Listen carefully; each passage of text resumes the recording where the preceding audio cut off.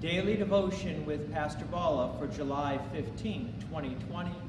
From 1 Samuel chapter 24, David has the chance to kill Saul.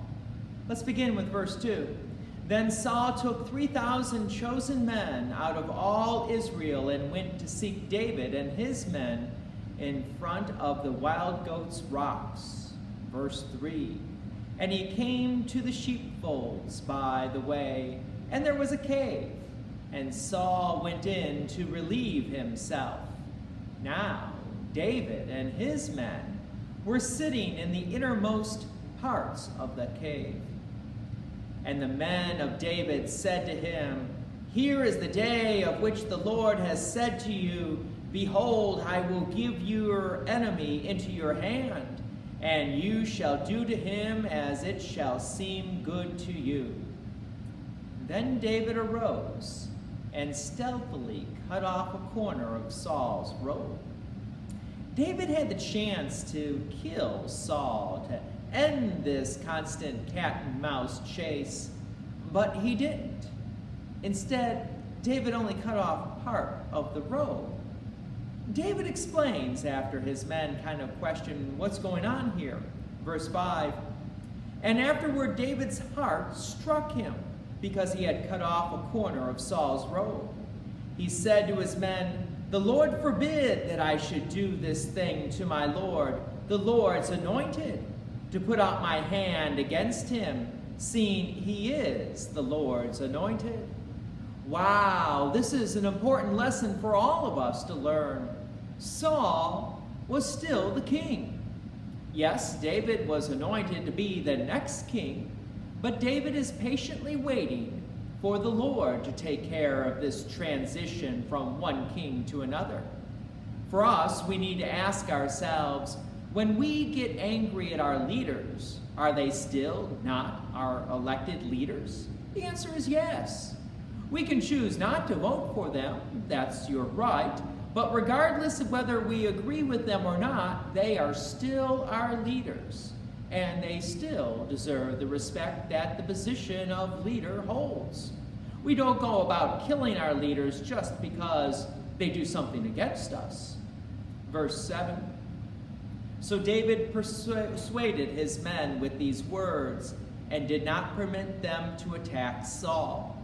And Saul rose up and left the cave and went on his way. Afterward, David also arose and went out of the cave and called after Saul, My Lord, the king. And when Saul looked behind him, David bowed his face to the earth and paid homage.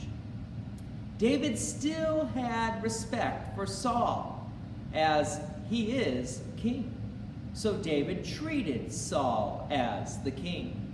So David shows Saul that he cut off the corner of his robe, telling Saul, I'm not your enemy. I could have killed you, but I didn't kill you. Saul's response was amazing. He repented. Verse 17, Saul said to David, You are more righteous than I, for you have repaid me good, whereas I have repaid you evil.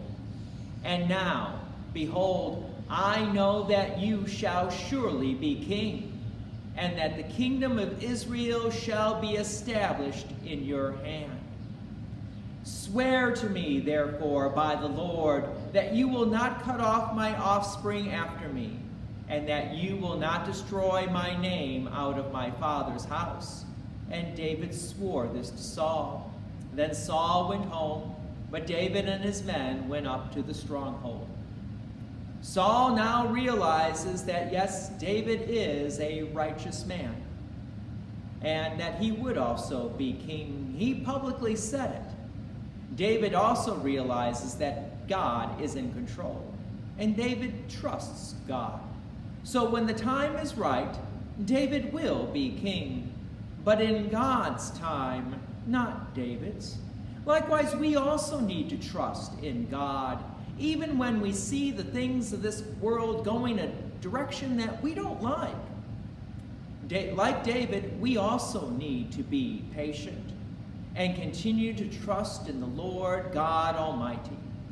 Join me again tomorrow as we hear about another wife for David.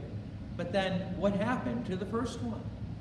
God's peace and many blessings be with you. Thank you for watching, and please share this devotion with others.